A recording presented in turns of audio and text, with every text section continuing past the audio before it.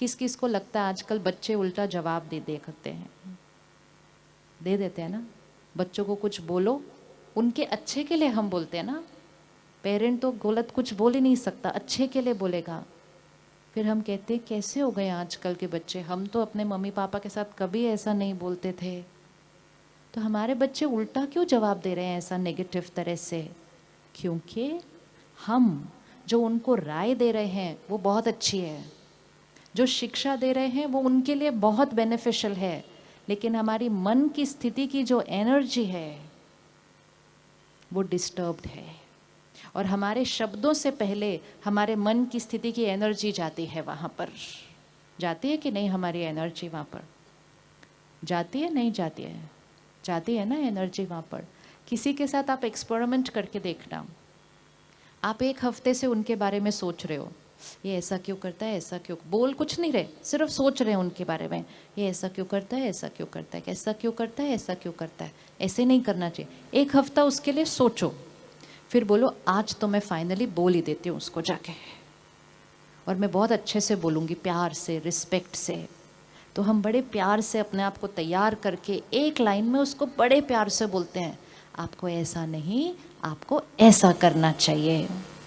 लेकिन जैसे ही हम उसको वो लाइन बोलते हैं, वहाँ से बहुत सारी लाइनें आ जाती हैं। आती है, नहीं आती है? आती है ना। फिर हम उनको कहते हैं मैंने आपको एक लाइन बोली, इतने प्यार से बोली, आपने रिटर्न में इतना कुछ सुना दिया मेरे को। वो जो रिटर्न में हमें सुना रहे होते हैं वो उस एक लाइन के लिए नहीं सुना रहे होते, वो एक हफ्ते से जो हम उनको लाइनें मन में भेज रहे होते हैं उसका रिटर्न वो हमें सुना रहे होते हैं, क्योंकि हमारी मन की सारी लाइनें उन तक पहुंच रही होती हैं। तो जब हम ज़्यादा सोचते हैं हमारे रिश्ते स्ट्रॉन्ग नहीं रहते, क्योंकि हमारी सारी डिस्टर्ब्ड एनर्जी दूसरों तक पहुंच रही है। हमें लगता था कि रिश्ते मतलब हम जो बोलते हैं, रिश्ते मतलब हम जो करते हैं। रिश्ते बोल और व्यवहार पर नहीं, रिश्ते हमारी सोच पर डिपेंडेंट है। हम दूसरे के लिए क्या सोचते हैं। अगर कोई आपका कहना नहीं मान रहे हैं बच्चे, आप उनको कुछ कह रहे हैं उनके अच्छे के लिए, वो फिर भी नहीं मान रहे, एक एक्सपेरिमेंट करके देखना। रेडी एक्सपेरिमेंट करने के लिए? रेडी एक्सपेरिमेंट करने के लिए? ओके। एक एक्सपेरिमेंट, जब आप उनको बोलेंगे तो उस गलती के बारे में कुछ नहीं बोलो, आप उनको उनकी विशेषताएं सुनाओ। रोज रोज उनकी विशेषता सुनाओ, विशेषता सोचो, विशेषता सुनाओ। हमारी विशेषता सोचने से और सुनाने से सामने वाले की शक्ति क्या होती जाएगी? क्या होती जाएगी? शक्ति बढ़ेगी। हमें शिक्षा देनी है ना, लेकिन शिक्षा धारण करने के लिए सामने वाले के पास पहले क्या होना चाहिए? शक्ति होनी चाहिए। तो रोज उसकी विशेषताएं उसको सुनाओ। आप कितना अच्छा पूरे घर का ध्यान रखते हो, आप कितने अच्छे से अपनी चीज़ें जगह पर रखते हो, आप इतने सिंसियर हो। हर रोज़ एक बात तो उसको अच्छे से सुना दो।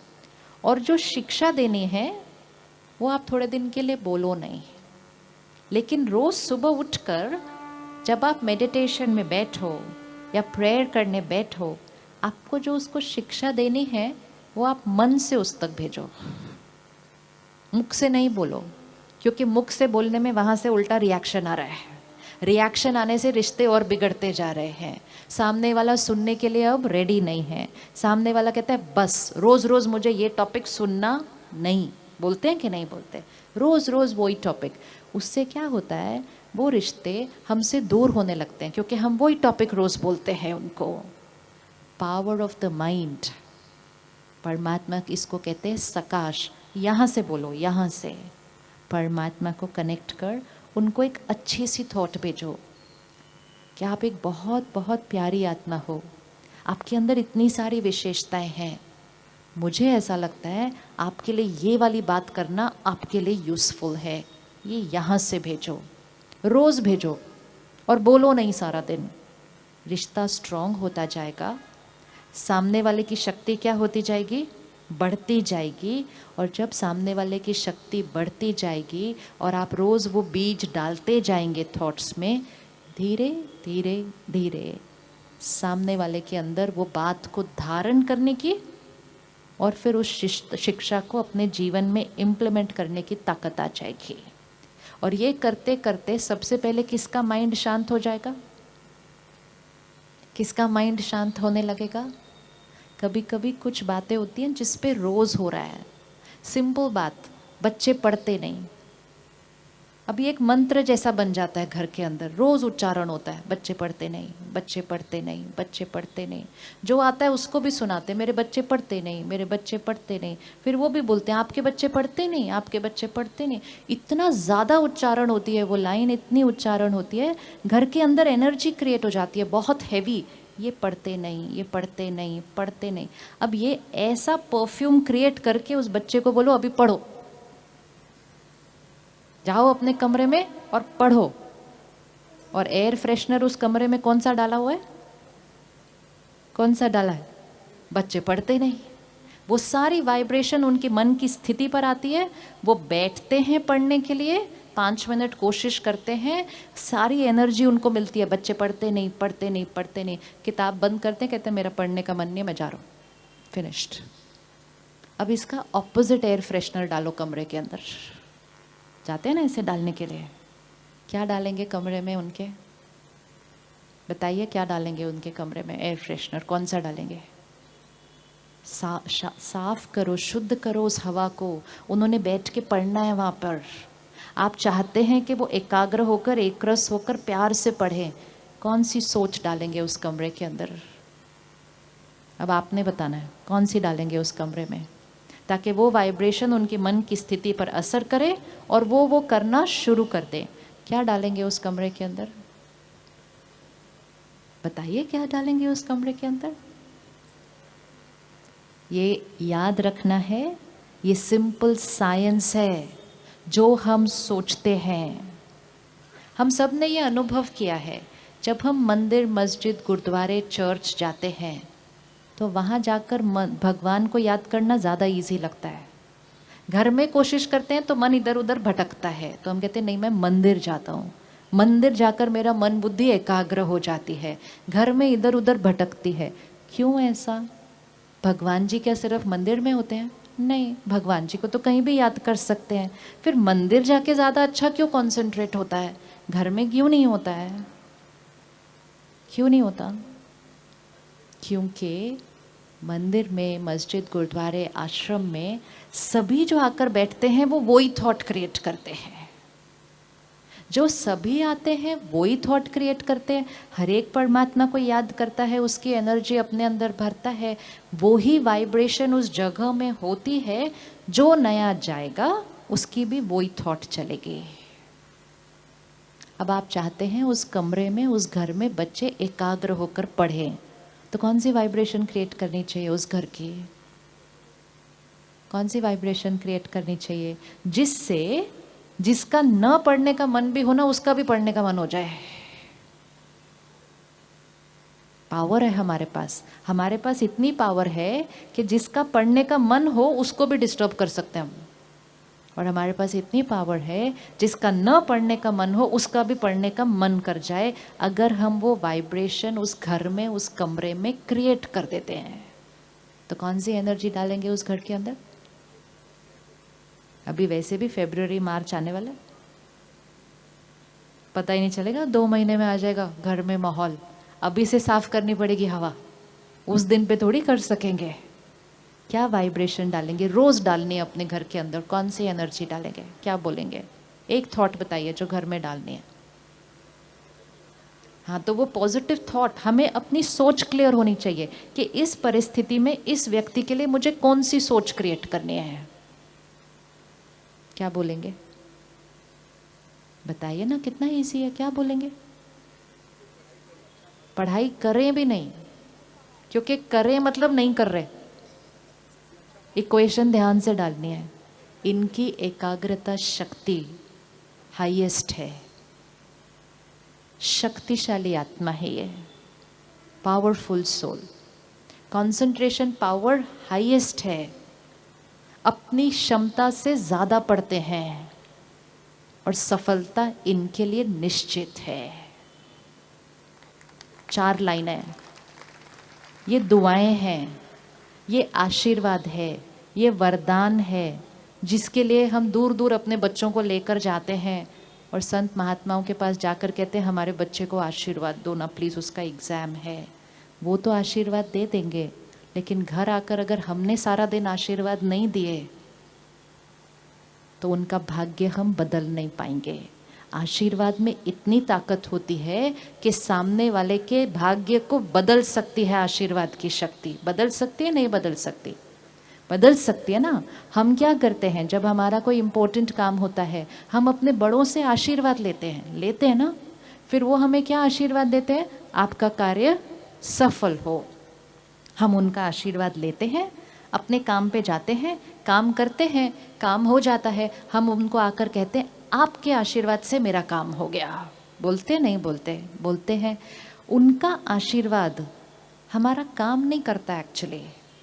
उनका आशीर्वाद हमारे मन की स्थिति को ठीक कर देता है, और हमारे मन की स्थिति जो सही होती है वो जाकर काम करती है, काम हमारा ठीक हो जाता है। लेकिन हमारे मन की स्थिति किसकी वजह से ठीक हुई? उनके आशीर्वाद से। तो क्या हम अगले 3 महीने के लिए अपने घर में आशीर्वाद नहीं रेडिएट कर सकते? कर सकते? करेंगे? 4 लाइन याद कर लेंगे अच्छे से? चलो इकट्ठे मिलके बोलते हैं। शक्तिशाली आत्मा है ये, powerful soul, concentration power highest, एकाग्रता शक्ति हाईएस्ट है। बोलिए बोलिए अच्छे से। कंसंट्रेशन पावर हाईएस्ट है। अपनी क्षमता से ज्यादा पढ़ते हैं। सफलता इनके लिए निश्चित है। 4 लाइन, 4 लाइन, वेरी इजी। शक्तिशाली आत्मा है, एकाग्रता शक्ति हाईएस्ट है, अपनी क्षमता से ज़्यादा पढ़ते हैं, सफलता इनके लिए निश्चित है। अगर कोई भी पेरेंट, आज 1 दिसंबर है, फरवरी एंड या 1 मार्च के आसपास एग्ज़ाम होने हैं, अगर घर के मम्मी पापा आज से लेकर एग्ज़ाम के लास्ट डे तक सिर्फ यही सोचेंगे और यही बोलेंगे, तो अगर उनके बच्चों के नंबर 80 आते थे तो 85 हो जाएंगे, 90 आते थे तो 95 हो जाएंगे, और 95 आते थे तो एनर्जी, उनके लिए एनर्जी क्रिएट करनी है। हम उनके लिए सिर्फ अच्छा खाना पीना देते हैं। आपको दूध चाहिए पी लो, आपको बादाम चाहिए खा लो, आपको अच्छी बात है। लेकिन शरीर को शक्ति देने के साथ साथ उनके मन को शक्ति देनी है। आज से शुरू कर दो। सुबह उठो, 5 मिनट बैठो, परमात्मा को याद करो, ये एनर्जी क्रिएट करो। रात को सोने से पहले परमात्मा को याद करो, ये एनर्जी घर में रेडिएट करो। जब भी बच्चा याद आए, बच्चे का एग्जाम याद आए, 30 सेकंड रुको, ये एनर्जी क्रिएट करो, घर में रेडिएट करो। कोई और आकर भी बोले ओहो हो आपके बच्चे के एग्जाम है, बोलो फुल स्टॉप। ऐसे नहीं बोलते हम इस घर के अंदर। No thoughts of anxiety, no thoughts of tension. Powerful house, high energy house. वो हाई एनर्जी के घर में जो बच्चा पढ़ेगा तो उसका मन क्या हो जाएगा? मन क्या हो जाएगा? एकाग्र हो जाएगा, एकरस हो जाएगा। उसका पढ़ने का मन करेगा, उसकी क्षमता बढ़ती जाएगी। अब ये करते हुए सिर्फ वो पढ़ाई में अच्छा नहीं हो जाएगा, सिर्फ उसके मार्क्स ज़्यादा नहीं आएंगे, उसकी आत्मिक शक्ति बढ़ जाएगी। आज कई बच्चे एग्ज़ाम के टाइम पे डर जाते हैं, कई बच्चों को एंजाइटी हो रही है। हमने उनको बेस्ट स्कूल में भेजा, बेस्ट कोचिंग क्लासेस में भेजा, बेस्ट डाइट दी। अब हमें उनको बेस्ट एनर्जी देनी है। हमें अपने घर को हाई एनर्जी हाउसेस बनाना है। बनाने के लिए रेडी है ना आप? हाई एनर्जी हाउस बनाना है अपने घर को, ताकि हमारे घर में जो रह रहा है उसके मन की शक्ति क्लीन, पुरानी बातें डिलीट, एकाग्रता शक्ति हाईएस्ट। 1 दिसंबर से लेकर एग्ज़ाम के एंड तक हमारे घर में कोई आर्ग्यूमेंट नहीं होगी। रेडी? रेडी? कर सकते हैं हम? 2.5 महीने हमारे घर में कोई आर्ग्यूमेंट नहीं होगी। कौन कौन कर सकता है अपने बच्चों के एग्ज़ाम के लिए ये चीज़? वो पढ़ रहे हैं, हम दूसरा काम कर लेंगे उनके लिए। हो सकता है 2.5 महीने कोई आर्ग्यूमेंट नहीं होगी? यस। तो अगर कोई बात आए और करने का मन करे तो बोलेंगे मार्च में बात करते हैं, अभी नहीं। अपने जीवन में नियम रखने पड़ते हैं, मर्यादाएं रखनी पड़ती हैं, एक लक्ष्य देना है, इसके लिए हम करेंगे और ये करते करते हमारे संस्कार बदल जाएंगे। और नहीं ध्यान रखो तो बच्चे को बोल देते हैं जाके पढ़ो और खुद दूसरे कमरे में लड़ो, तो घर दूषित हो रहा है। दूषित घर में किसी की पढ़ाई नहीं हो सकती। उनको कहते हैं पढ़ो, खुद अंदर हिल रहे हैं, टेंशन में, एंजाइटी में अपने काम कारोबार के लिए, घर दूषित हो रहा है। दूषित घर में पढ़ाई नहीं हो पाती है। आजकल के बच्चे कहते हैं कॉन्सेंट्रेट नहीं हो रहा। कॉन्सेंट्रेट क्यों नहीं हो रहा? क्योंकि घर की एनर्जी डिस्टर्ब्ड है। हम उनको कहते हैं कॉन्सेंट्रेट करो, वो कहते कॉन्सेंट्रेट नहीं होता। हम कहते कॉन्सेंट्रेट करो, कहते होता नहीं। कॉन्सेंट्रेट बोलकर नहीं होता, कॉन्सेंट्रेट वाला एनवायरनमेंट क्रिएट करना पड़ता है। और जब हम करेंगे तो सबसे पहले हमें ये पता चलेगा कि हमारे पास कितनी क्षमता थी जो हम सारा दिन बिना बात के वेस्ट करते जा रहे थे। Tip tip tip, energy has to be saved. अब जब हम ये 4 थॉट्स क्रिएट कर रहे हैं, हम क्या कर रहे हैं? वो ही परिस्थिति के लिए हम अपनी सोच को बदल रहे हैं। वो परिस्थिति जिसके लिए हर पेरेंट कहता है कि एग्ज़ाम होगा तो टेंशन तो, हम क्या कहते हैं नॉर्मली, एग्ज़ाम होगा तो टेंशन तो, क्या लाइन है, टेंशन तो होनी है। इनफैक्ट बच्चे को नहीं होती, बच्चे को अगर टेंशन नहीं होती तो उसको हम बोलते हैं ऐसे कैसे टेंशन नहीं है, तुमको टेंशन नहीं है, कल तुम्हारा एग्जाम है। मतलब टेंशन होनी चाहिए। We teach them how to get stressed, we teach them how to get scared. उसको आता नहीं है डरना, उसको आता नहीं है एंग्जाइटी, हम सिखाते हैं। अब इसी तरह हम उसको सिखाएंगे स्टेबल रहना, हम उसको सिखाएंगे पावरफुल रहना। वो ही परिस्थिति जिसमें हम पहले नेगेटिव सोच रहे थे, अब वो ही परिस्थिति में हमने कैसा सोचना शुरू कर दिया? 4 थॉट्स। 4 थॉट्स है जो उसी परिस्थिति में हमारी सोच क्या हो गई? चेंज हो गई। हमारी सोच का उस परिस्थिति पर असर पड़ने लगेगा। सोच बदलेगी, सेहत बदलेगी, घर की एनर्जी बदलेगी, परिस्थिति चेंज हो जाएगी। एग्ज़ाम आएंगे, एग्ज़ाम चले जाएंगे, घर की शक्ति बढ़ी रहेगी, बच्चे की क्षमता बढ़ जाएगी, सफलता निश्चित हो जाएगी। ये पावर यहाँ पर है, ये पावर यहाँ पर है। लेकिन अगर ध्यान नहीं रखा, सबने मिलकर वही नेगेटिव थॉट्स क्रिएट किए, तो बच्चे की क्षमता अगर 80 थी तो 78 हो जाएगी, क्योंकि एनर्जी घटी हुई है। अब इस इक्वेशन को हमें जीवन की हर परिस्थिति में डालना है, फॉर एवरी सिचुएशन।